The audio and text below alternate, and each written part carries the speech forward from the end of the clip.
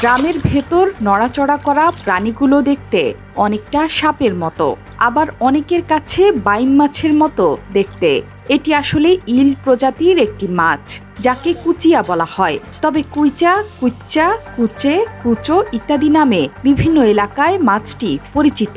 বাংলাদেশের মানুষ কুচিয়া চিনলেও মাছ হিসেবে খেতে বেশিরভাগই পছন্দ করেন না।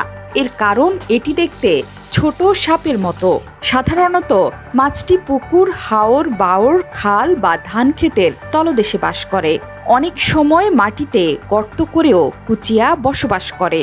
দেশের মানুষ এটি খেতে পছন্দ না করলেও কৃষি তথ্য সার্ভিস বলছে এটি শারীরিক দুর্বলতা, রক্তশূন্যতা, অ্যাজমা, ডায়াবেটিস, বাতজ্বর, পাইলস সহ অনেক রোগ সারাতে মহৌষধের মতো কাজ করে।